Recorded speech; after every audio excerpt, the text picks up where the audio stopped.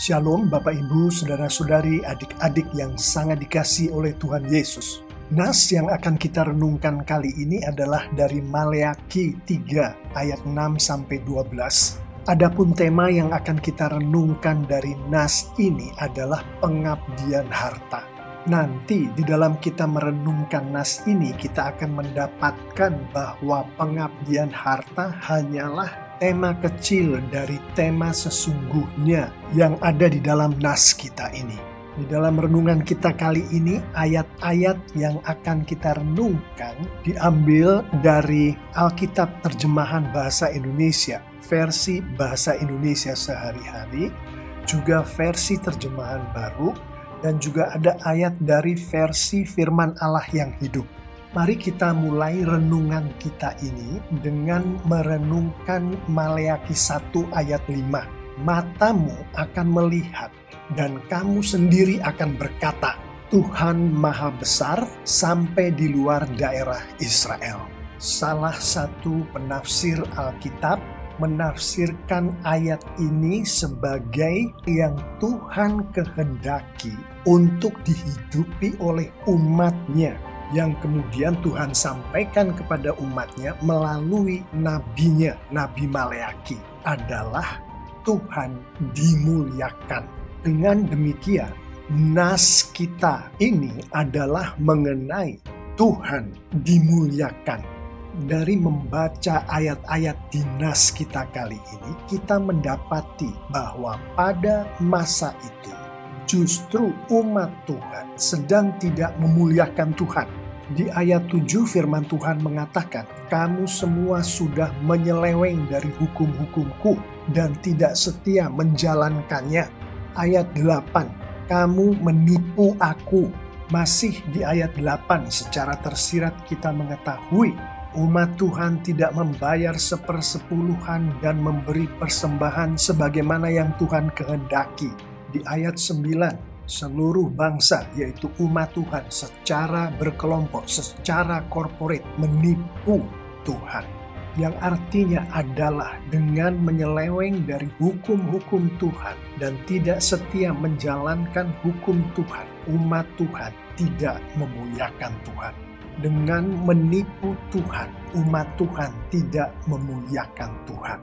Dengan tidak membayar 1/10 dan memberi persembahan sebagaimana yang dikehendaki oleh Tuhan, umat Tuhan tidak memuliakan Tuhan.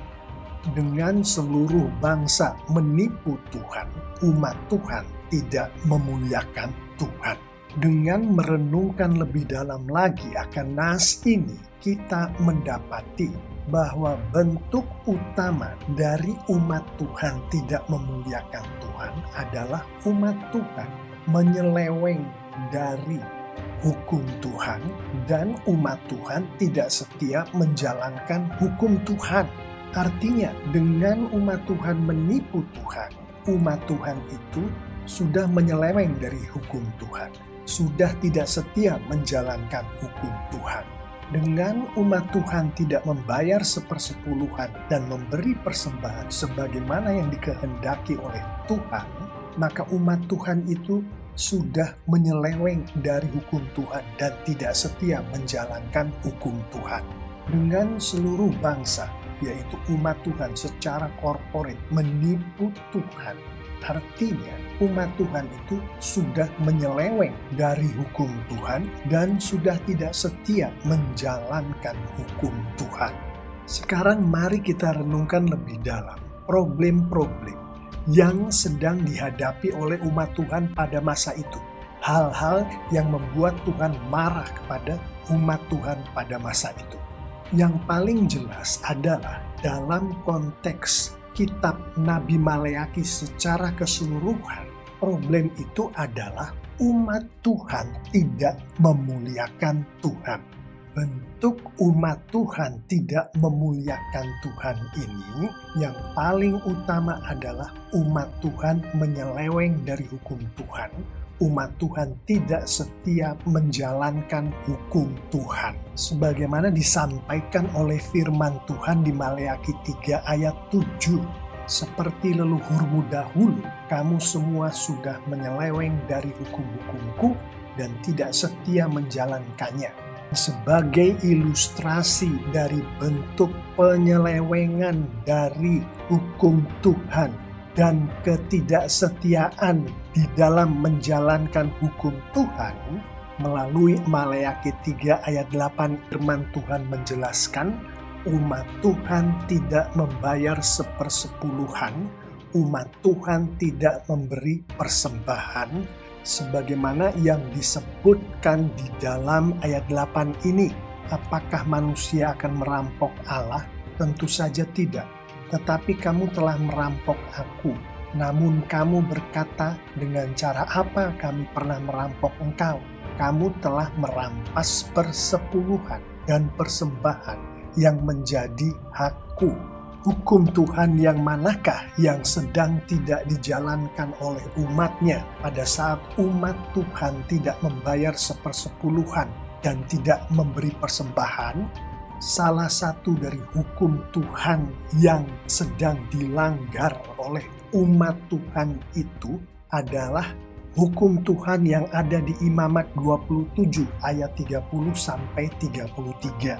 Demikian juga segala persembahan persepuluhan dari tanah, baik dari hasil benih di tanah maupun dari buah pohon-pohonan, adalah milik Tuhan. Itulah persembahan kudus bagi Tuhan. Tetapi jikalau seseorang mau menebus juga sebagian dari persembahan persepuluhannya itu, maka ia harus menambah 1/5 mengenai segala persembahan persepuluhan dari lembu sapi atau kambing domba. Maka dari segala yang lewat dari bawah tongkat gembala waktu dihitung, setiap yang ke-10 harus menjadi persembahan kudus bagi Tuhan. Janganlah dipilih-pilih mana yang baik dan mana yang buruk, dan janganlah ditukar. Jikalau orang menukarnya juga, maka baik hewan itu maupun tukarnya haruslah kudus dan tidak boleh ditebus. Ilustrasi yang dipergunakan oleh firman Tuhan ini menunjukkan betapa besarnya dosa umat Tuhan kepada Tuhan pada saat itu. Namun demikian, sebagaimana janji Tuhan, Tuhan tetap mencurahkan kasih-Nya yang begitu berlimpah-limpah kepada umat-Nya, sebagaimana disampaikan di ayat 6 di Maleakhi 3 ini. Akulah Tuhan dan aku tidak berubah, karena itu kamu keturunan Yakub tidak dibinasakan.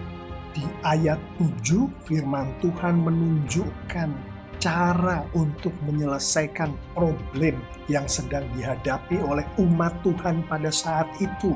Tuhan menghendaki umat-Nya untuk mematuhi cara menyelesaikan problem ini sebagaimana disampaikan oleh firman Tuhan di ayat 7 Maleakhi 3 ini. Kembalilah kepadaku, maka aku pun akan kembali kepadamu. Yang secara tersirat kita mendapatkan penjabaran dari ayat 7 ini di ayat 10 dan juga di ayat 7 itu sendiri, yaitu dari ayat 10, supaya umat Tuhan membawa 1/10 seluruhnya ke rumah Tuhan, supaya ada makanan berlimpah di rumah Tuhan.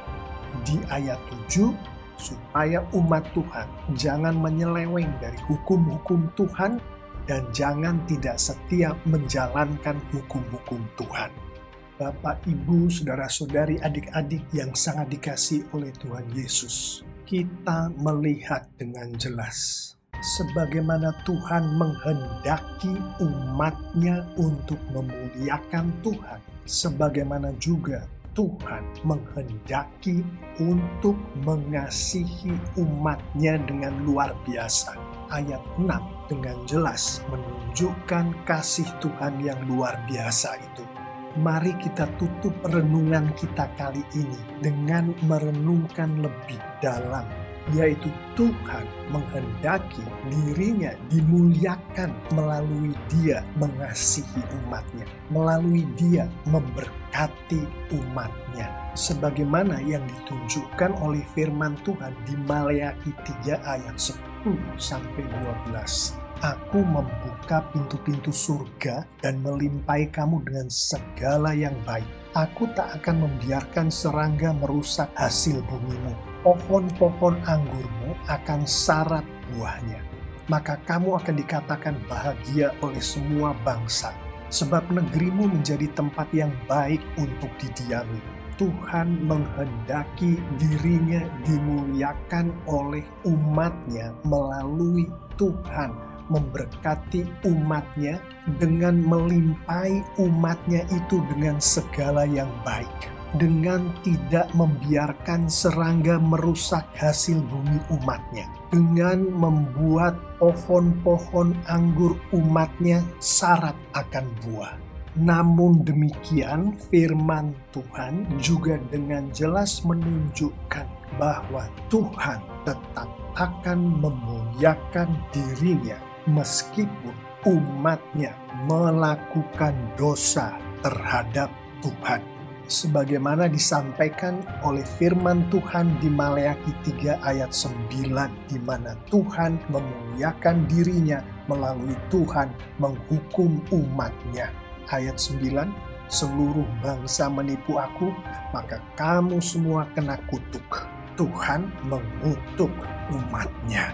Mengetahui akan firman Tuhan yang baru saja kita renungkan ini, mari kita akhiri renungan kita kali ini dengan beberapa penerapan. Yang jelas, dari renungan ini kita mengetahui bahwa Tuhan pasti akan memuliakan dirinya. Baik dengan cara Tuhan memuliakan dirinya melalui memberkati umatnya, ataupun dengan cara Tuhan memuliakan dirinya dengan menghukum umatnya. Pertanyaannya adalah, seperti apakah perwujudan dari Anda dipakai Tuhan untuk Tuhan memuliakan dirinya? Dengan Anda diberkati Tuhan untuk kemuliaan Tuhan, atau dengan Anda dihukum Tuhan untuk kemuliaan Tuhan? Yang saya imani, yang kita semua imani adalah Tuhan menghendaki dirinya dimuliakan melalui Tuhan memberkati umatnya, termasuk saya, termasuk kita semua umat Tuhan, pengikut-pengikut Tuhan Yesus yang sudah lahir baru. Sebagaimana disampaikan oleh firman Tuhan di Maleakhi 3 ayat 6 tadi, di mana kita semua adalah keturunan-keturunan rohani dari Yakub. Yang dari konteks Alkitab kita mengetahui bukan hanya kita tidak dibinasakan, tapi kita diberkati oleh Tuhan melalui Tuhan Yesus. Bapak, Ibu, Saudara-saudari, adik-adik yang sangat dikasihi oleh Tuhan Yesus. Seringkali kita sebagai umat Tuhan jatuh ke dalam tindakan-tindakan tertentu, di mana saat kita melakukan tindakan-tindakan tertentu itu, kita jelas-jelasan tidak memuliakan Tuhan. Kita menyeleweng dari hukum-hukum Tuhan, dari firman Tuhan. Kita tidak setia menjalankan firman Tuhan. Termasuk seringkali kita menipu Tuhan dalam bentuk kita hidup munafik. Termasuk seringkali kita tidak membayar 1/10 dan tidak memberi persembahan yang adalah hak Tuhan. Namun kita tidak membayar dan memberikannya kepada Tuhan. Atas dosa-dosa yang besar ini kita layak binasa, kita layak untuk tidak diberkati, kita layak untuk dihukum.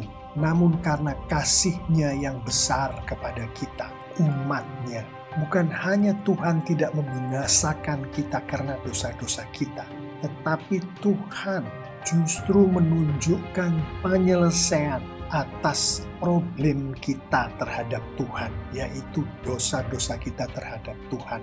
Maleakhi 3 ayat 7, kembalilah kepadaku, maka aku pun akan kembali kepadamu, Firman Tuhan ini dengan jelas menunjukkan bahwa Tuhan kita menghendaki kita untuk kembali kepadanya.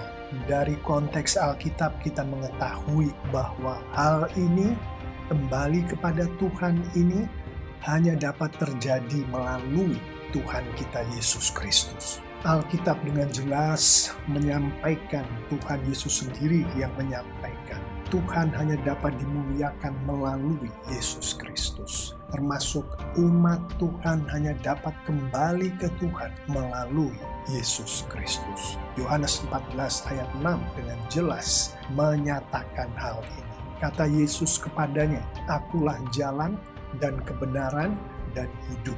Tidak ada seorang pun yang datang kepada Bapa kalau tidak melalui Aku."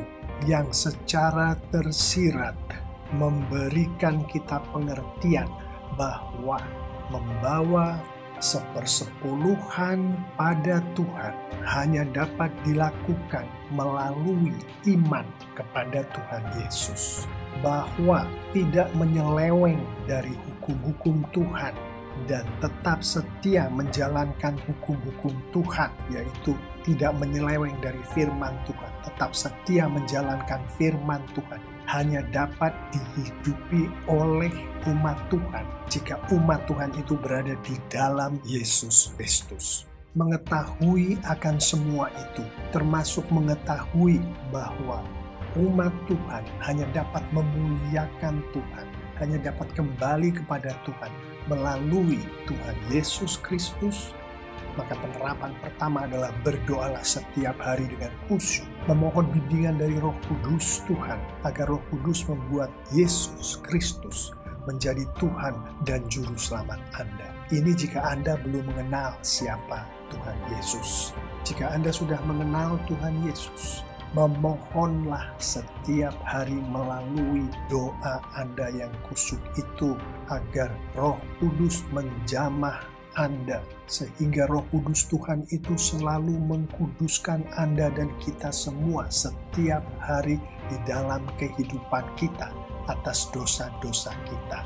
Sehingga dengan demikian Roh Kudus Tuhan yang berada di dalam Anda, yang berada di dalam kita semua pada saat Yesus Kristus menjadi Tuhan dan Juru Selamat kita semua, selalu berkarya. Termasuk di dalam karya Roh Kudus itu adalah kita dimampukan untuk memuliakan Tuhan, kita dimampukan untuk kembali kepada Tuhan setiap kali kita jatuh di dalam dosa, setiap kali kita tidak memuliakan Tuhan.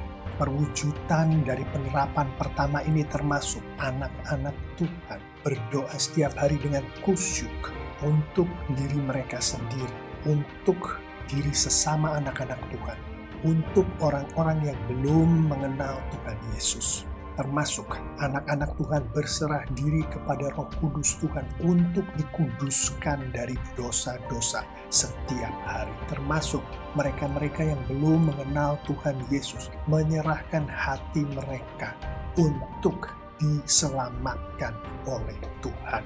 Penerapan selanjutnya mengetahui bahwa Tuhan menghendaki umatnya untuk tidak menyeleweng dari hukum Tuhan, dari firman Tuhan. Untuk umatnya selalu setia menjalankan firman Tuhan. Maka berdoalah setiap hari dengan khusyuk, memohon bimbingan dari Roh Kudus Tuhan, agar Roh Kudus membuat kita semua sanggup dan melakukan, membaca, mengerti, dan menghidupi firman Tuhan. Termasuk di dalam menghidupi firman Tuhan ini adalah mengabdikan harta kita dalam bentuk persepuluhan dan persembahan bagi kemuliaan Tuhan, sebagaimana yang sudah kita renungkan tadi.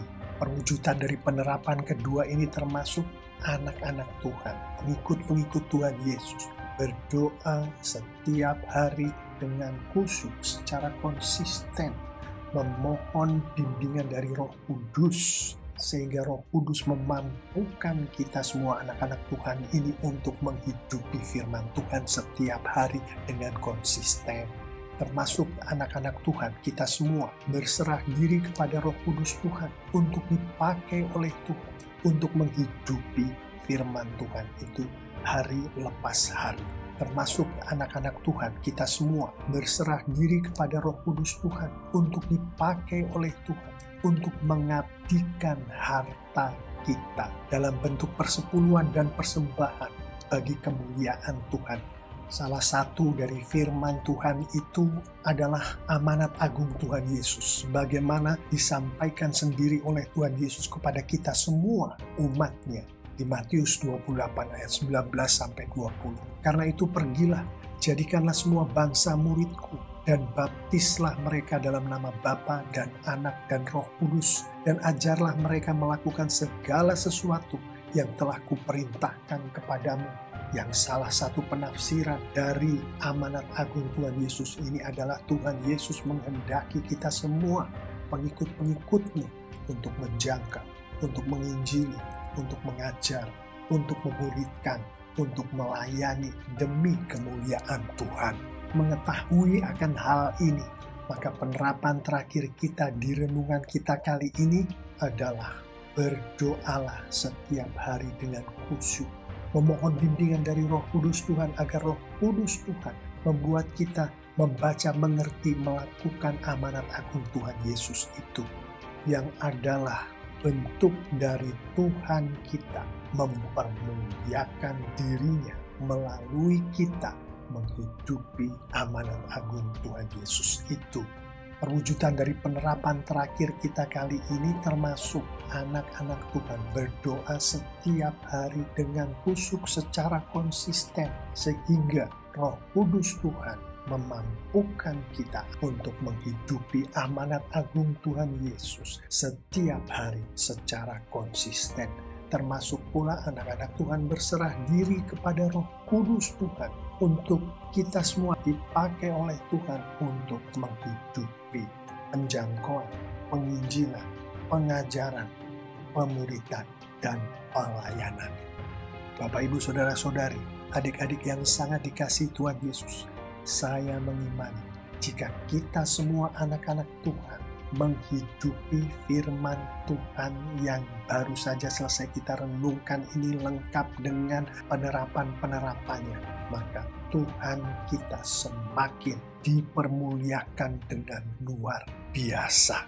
Alkitab menunjukkan kepada kita semua secara tersurat dan tersirat, anak-anak Tuhan yang dipakai oleh Tuhan untuk Tuhan memuliakan dirinya semakin diberkati oleh Tuhan dengan luar biasa pula. Amin.